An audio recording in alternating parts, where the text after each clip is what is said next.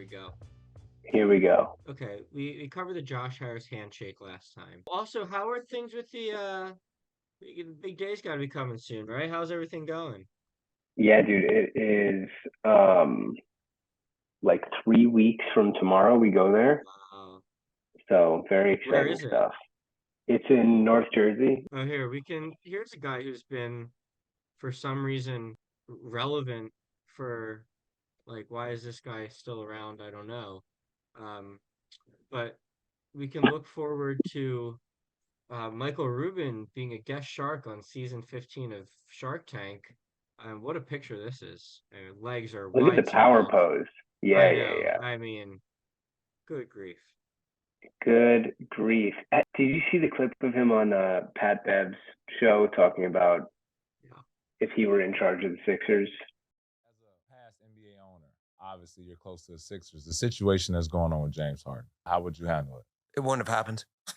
I mean, The arrogant laugh. and I'm not going to hide about that. I love James. This thing is breaking my heart. This thing. It's breaking his heart. He was playing with us in practice, and boy, he was cooking. He was? Ooh, I'm talking about the pot was out, and he was stirring that bitch up. There's nobody who wants to win a championship more than James Harden. I know this guy like my brother. Yeah. People give James a hard time because he likes to have fun. I mean, it's bullshit. Like the guy's work ethic. This guy's a loser. And His attitude has been great. He's been leading. He's been giving advice. So you might hear all the bad shit. The fella there in the middle, you know him?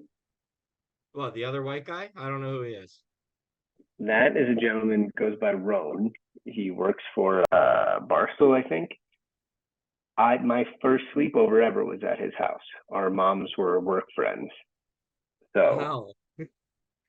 So you're sort of basically like in with Michael Rubin. that's what I was about to say, is that I might have a path to getting on Shark Tank, which is huge. Well, so if anybody still hasn't gotten their Kelly Green jerseys, please shoot Steve a DM because he can reach out to Roan and have him reach out to Michael Rubin. So there's your way in. Daryl Morey's a liar. I know everyone thought this was like really funny, but to me, this was way less funny than saying it to the Chinese kids. Yeah, no. Now, if he had held the sign up to the Chinese kids, then we have a double jeopardy. Yeah, but yeah, it's funnier him saying it to a group of very confused Chinese kids who want to learn how to play basketball. That's the winner. I mean, it's just so not the time or the place, which makes it the best. Like the strip club or wherever this is, like that's the time and place. That's fine. I was just in Miami for my friend's bachelor party, and these signs are such a thing there. And I was really looking for a Daryl Morey is a liar one, and there wasn't one, so I assumed he wasn't there. Well, he's in Houston now, so yeah, we need to get to this. So Monty Williams on ESPN. I'm kind of a fan of Osar and Sass. Their toughness, we saw it down the stretch. Those two guys just made play after play and played winning basketball, which is something that makes me want to take them home and arrange a marriage with my daughters. Anybody playing winning basketball can come on home and marry his daughter. Well, he goes, was that a skip pass? How would you like to fuck my daughter? It's just such a weird thing to say. Very odd. It's very odd. I don't have a comment. I just felt like we had to mention it. But I just think it's Twitter account. He needs to delete his Twitter. I hate it. He's just so annoying. And look at all the what is all of this? He's got the Statue of Liberty and a basketball and the check mark. Like, give it a break. Give it a rest. You don't see Elton on Twitter. Only the fake Elton. Right. Only the long con Elton. Elton official. Elton official. Here's a buck.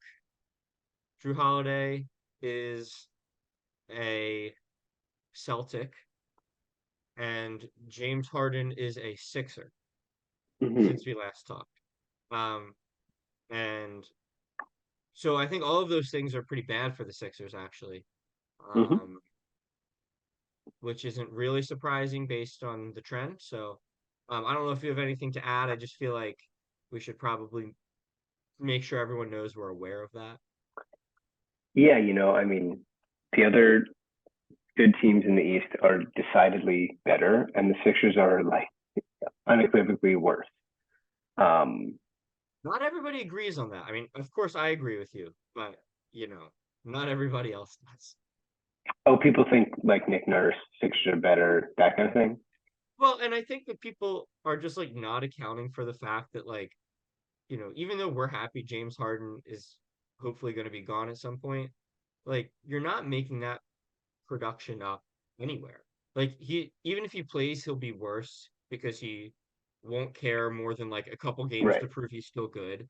And what you're getting back is like Terrence Mann and picks. Like you're not, and I think the team might be more fun to watch because of it. But like the people who think we've gotten better are just, to me, completely wrong. Like Yeah. I don't see a way that we've gotten better at all. And if you think about it, last year was the furthest we've made it since the Raptor series. We at least took it to 7. And, you know, of course, they got divorced, I guess. James Harden getting like really weird about it. Like I, you know, I don't really understand how this is like a marriage actually. I understand that it's a very different situation, but I've never considered my employment to be a marriage. Um, Certainly, no one who's ever employed me has felt that they were married to me, um, and I think that's a weird mindset. What's common law marriage? Because would him and Daryl have technically been common law married given a decade together? No, you have to live together for that. They do. They do. I can't argue with that. They might be them. This is horrible. I mean, the season starts this week, and nobody at all is excited. I think you're forgetting that Aiden Laporta's excited. Oh, I didn't read this. Can you? Yeah, AMC CEO Adam Aaron has been caught in a blackmail plot where he sent sexually explicit images and messages in a weeks-long text exchange with a woman who tried to extort hundreds of thousands of dollars from him using fake identities.